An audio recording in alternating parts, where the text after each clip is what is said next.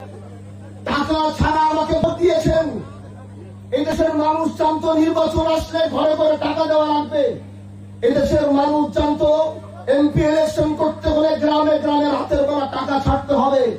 এই দেশের মানুষ জানতো এমপি ইলেকশন করলে চেয়ারম্যানদেরকে মেম্বারদেরকে ঠিক রেখে তাদেরকে নিয়ে ইলেকশন করতে হবে।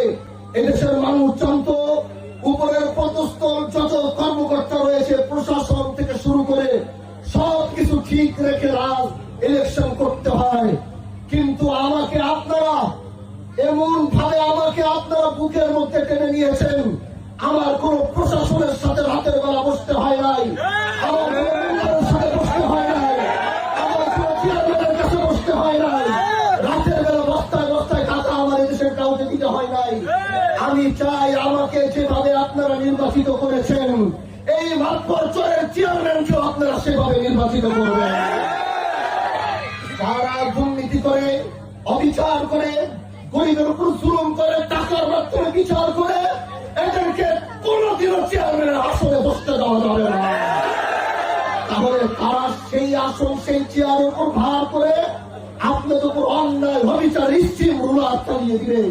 এই জন্য প্রিয় ভাইরা আমার, হাজী শরীয়তুল্লাহর বংশের যেই ত্যাগ, যেই কষ্ট, যেই মেহনত, যেই জেল জুলুম, এই সব কিছুর পরে রাষ্ট্র সেটা আমাদেরকে যা দিতে পারে নাই আপনারা দিয়েছেন। এজন্য আজ আমি সেই পীর মোহসেনুদ্দিন আহমেদ দুদু মিয়া রহমতুল্লাহ আলাইহির একজন নাতি হিসাবে আমি এই শিবচরের মা বোন, প্রবাসী, যুবক, মুরব্বী সবার কাছে আমি কৃতজ্ঞ যে আজ সেই বংশকে আবার নেতৃত্ব দেওয়ার জন্য আপনারা আমাকে সেই জাতীয় সংসদে পাঠিয়েছেন।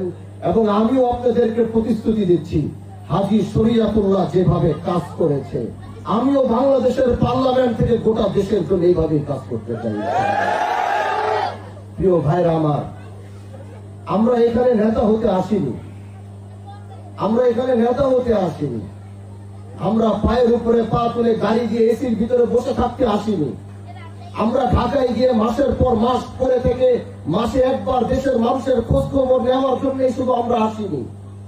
আমরা এসেছি বিগত দিনের সেই নোংরা রাজনীতি, বিগত দিনের সেই প্রতিহিংসার রাজনীতি, বিগত দিনের সেই হানাহানি মারামারির রাজনীতিকে দাফন দিয়ে এমন এক সূর্য উদয় করতে চাই যে সূর্যের ছায়াতে এই দেশের মানুষ সবচেয়ে বেশি নিরাপদ থাকবে, তাদের কোনো অভিযোগ থাকবে না। আমরা এরকম এক সূর্য উদয় করতে চাই যে সূর্যের নিচে আমার মা বোনেরা নিরাপদ থাকবে, আমার মা বোনদের দিকে কেউ কুনজর দিতে পারবে না, আমার মা বোনদের ইজ্জত নিয়ে কেউ ছিনিমিনি খেলতে পারবে না। আমরা এমন এক সূর্য উদয় করতে চাই যে সূর্যের ছায়াতে এদেশের যুবকরা অন্যায় অবিচার থেকে মুক্ত থাকবে, এদেশের যুবকরা মাদকের হাত থেকে তারা নিজেকে রক্ষা করবে। আমরা এরকম এক সমাজ ব্যবস্থা গর্ব বলেই আমরা নেতৃত্ব দেওয়ার জন্য এসেছি এবং আমাদের জীবন থাকা পর্যন্ত আমরা আমাদের সেই প্রতিশ্রুতিগুলো রক্ষা করার চেষ্টা করবো ইনশাআল্লাহ। প্রিয় ভাইরা আমার, আজ 5 মাস এমপি হয়েছি। এই 5 মাস এমপি হওয়ার পর গতকালকে আমার নেতৃবৃন্দকে আমি আমার সেই এমপি হওয়ার পর আমার টাকার হিসাব দিতে গিয়ে অনেকে অবাক হয়ে গেল।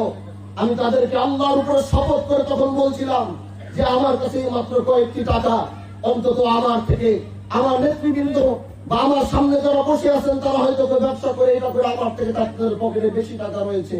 কারণ আমরা জনগণের টাকা জনগণের জন্য এনে জনগণকে বুঝিয়ে দিয়ে তারপরে যাবো ইনশাআল্লাহ।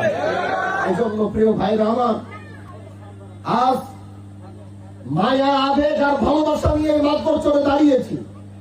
আমি আগেও বলেছি, আল্লাহ পাক আমাদেরকে এমন শক্তি দিয়েছে, আমাদেরকে সেই শক্তি দিয়েছে, সেই জনবল দিয়েছে, সেই তাকড়া যুবকগুলো আমাদের পাশে দিয়েছে। আমরা যদি চেতাম, আমরা প্রতি আমাদের উপর যারা জুলুম করেছে, যারা আমার নেতৃবৃন্দকে হুমকি, এই এক এক করে প্রত্যেকটার হিসাব আমি পুঙ্খানুপুঙ্খানুভাবে নিতে পারতাম। কিন্তু আমরা সেই প্রতিহিংসার রাজনীতি করতে আসি নাই। আমরা হাজী শরীয়তুল্লাহ রেখে যাওয়া সে আদর্শের উপরে রাজনীতি করতে এসেছি। আমাদের রাজনীতির ভিতরে মায়া, আবেগ, মমতা, আমাদের রাজনীতির ভিতরে কোন ধরনের অন্যায় অবিচার থাকবে না, সেই রাজনীতি প্রতিষ্ঠা করতে এসেছি। এখন আপনারা যদি সাথে থাকবেন ইনশাআল্লাহ, যদি আপনারা আপনারা সাথে আর পাশে থাকবেন ওয়াদা দিয়ে যাচ্ছি। শিবচর থেকে রাজনীতি করব, হাজী শরিয়াতুল্লাহ সেই শিবচর থেকে আওয়াজ উঠিয়েছিল, আল্লাহ